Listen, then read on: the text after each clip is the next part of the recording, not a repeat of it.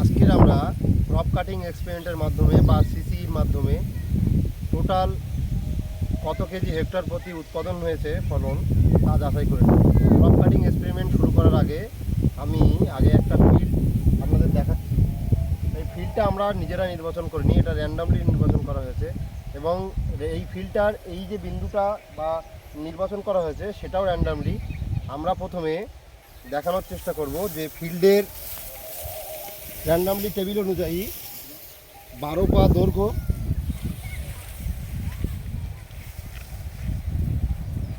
এবং 14 পা প্রস্থ গিয়ে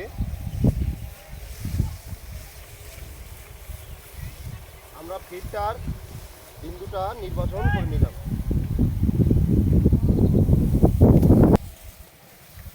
এবার আমরা এখানটাতে মূল বিন্দুটাকে আমরা স্থাপন করলাম। করার পরে আমরা ক্রপ কাটিংটা 3টে পর্যায়ে করব। প্রথমে 2 ফুট, তারপরে 4 ফুট এবং তারপরে 5 ফুট 7.5 ইঞ্চি।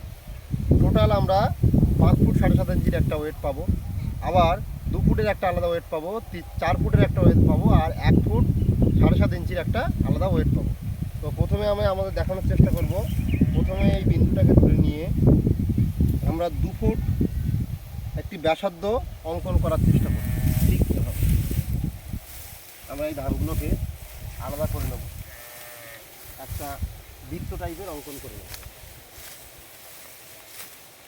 এবারে এই 2 ফুট ব্যাসার্ধের যে ধানটা আছে সেটাকে আমরা কেটে নেওয়ার চেষ্টা করব। এটাকে কাটার জন্য বলা হচ্ছে একটু কেটে নাও।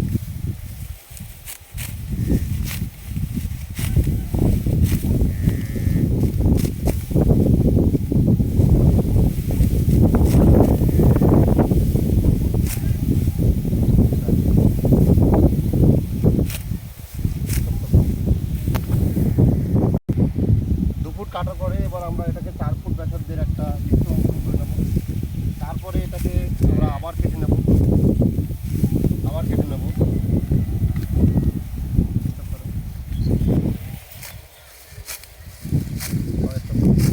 হয়ে গেল। এখান থেকে এটা কেটে নাও।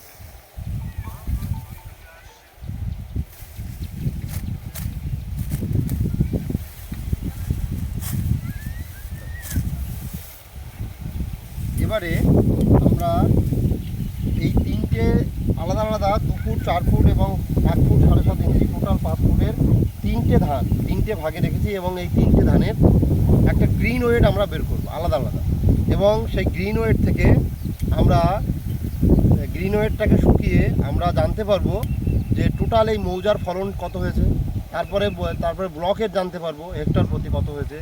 তারপরে এটা সারা ভারতবর্ষের ফলন কতটা হয়েছে সেটা আমরা এই ক্রপ কাটিং এক্সপেরিমেন্টের মাধ্যমে আমরা এই 3টে ফলনকে আলাদা আলাদাভাবে ঝেড়ে সেটাকে ওয়েট করে আমরা হেক্টর প্রতি শুষ্কতার হাত দিয়ে গুণ করে তারপরে 1.6 to 0.182 দিয়ে গুণ করে সেটাকে আমরা বের করানোর চেষ্টা করব।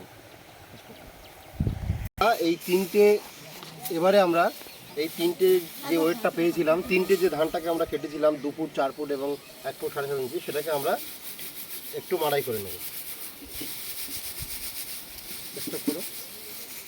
এই ধানটাকে আমরা এই সবুজ ধানটাকে আমরা একটা ওয়েট করার চেষ্টা করব। ব্যাগটা একটু নিয়ে আসার জন্য বলবো। ব্যাগটা 30 গ্রাম মতো ওয়েট হয়েছে এই ধানটার। এর টোটাল ধানের ওয়েটটা থেকে এবারে আমরা 500 গ্রাম ধান শুষ্কতার জন্যে নেব। এর থেকে 500 গ্রাম ধান শুষ্কতার জন্য নেব। একটা ওয়েট আমরা নেব শুষ্কতার হারের জন্যে। এবার এটাকে আমরা 7 দিন শুকিয়ে 7 দিন শুকানোর পরে এটা শুষ্কতার হাত দিয়ে গুণ করে আমরা টোটাল কেজি প্রতি হেক্টর প্রতি কত কেজি ফলন হয়েছে সেটাকে আমরা এখান থেকে বের করা যাবে।